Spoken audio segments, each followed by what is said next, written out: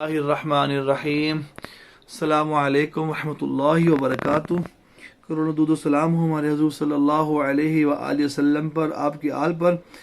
آج پھر ہم پاؤں پہ کپنگ کر رہے ہیں. آپ دیکھ رہے ہیں یہ اکثر لوگوں کو پاؤں پہ موچ آ جاتی ہے. موچ آنا کوئی نئی بات نہیں ہے، یہ پہلے سے ہے اور اکثر لوگوں کو آ جاتی ہے. مجھے یہاں پہ حدیث سے یاد آ گئی. حضرت انس بن مالک رضی اللہ تعالی روایت کرتے ہیں کہ آپ صلی اللہ علیہ وسلم نے درد کے باعث پاؤں میں موچ آ گئی تھی، احرام کی حالت میں اپنے پش قدم پر الحجامہ کروایا.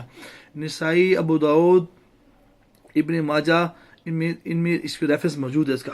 تو یہ موچ آ جانا کوئی نئی بات نہیں ہے. میں آج کروں موچ جس کو آئے فوراً آپ تشریف لے آئیں تو انشاءاللہ کوئی ایشوز نہیں ہوگا. آئیے ان سے بھائی سے ملاقات کرتے ہیں، ان سے پوچھتے ہیں کہ ایشوز کیا ہوئے، کیسے ہوئے، اور ڈاکٹرس نے ان کے ساتھ کیا کیا اور کتنا ٹائم گزر گیا. آئیے ان سے بات کرتے ہیں. السلام علیکم ورحمۃ اللہ وبرکاتہ. اپنا نام بتائیے گا. میرا نام کاشف ہے.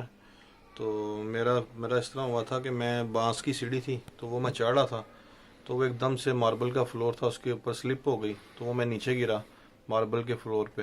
تو میرا جو ہے نا وہ میں ڈاکٹر کے پاس اس ٹائم پہ گیا تو انہوں نے کہا جی آپ کا جو ہے نا ٹخنے کا جو کڑا ہوتا ہے نا وہ ڈیمیج ہو گیا، تو پلستر لگے گا. تو پھر پلستر انہوں نے لگا دیا. وہ تقریباً 1.5-2 ماہ لگا رہا، لیکن اس میں مجھے بہت زیادہ تکلیف رہی، مطلب پلستر لگے میں بھی مطلب بہت زیادہ درد تھی.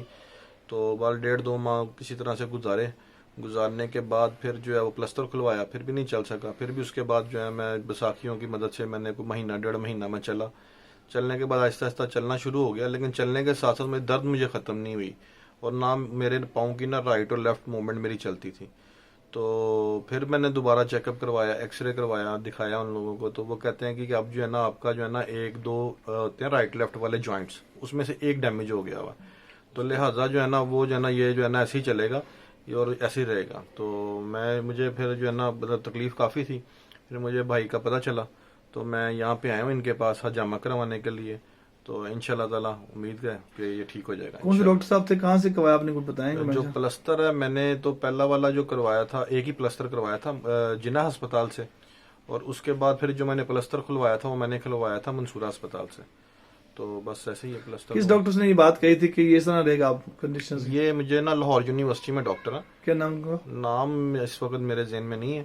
تو بہرحال وہاں پہ بیٹھتے ہیں، آرتھو کے ڈاکٹر ہیں وہ. انہوں نے مجھے کہا تھا کہ یہ جوائنٹ ہے نا آپ کا ایک ڈیمیج ہو گیا اور ایسے ہی رہے گا.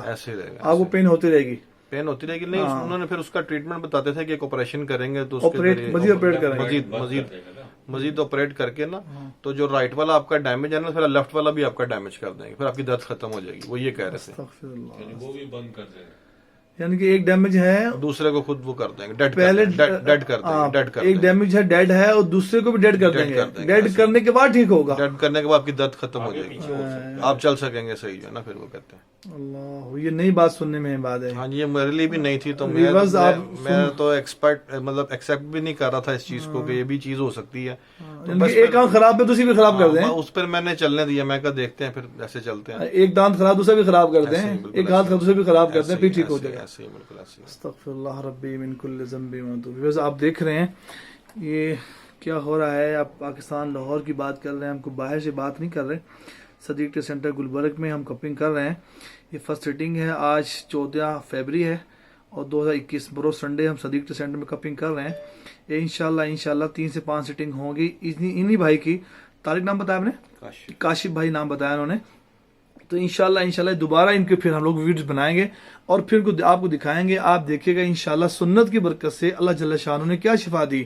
جو بتا رہے ہیں کہ ایک چیز ڈیمیج ہوئی ہے دوسرا ٹھیک کرنے کے دوسرے کو ڈیمیج کر دیں گے.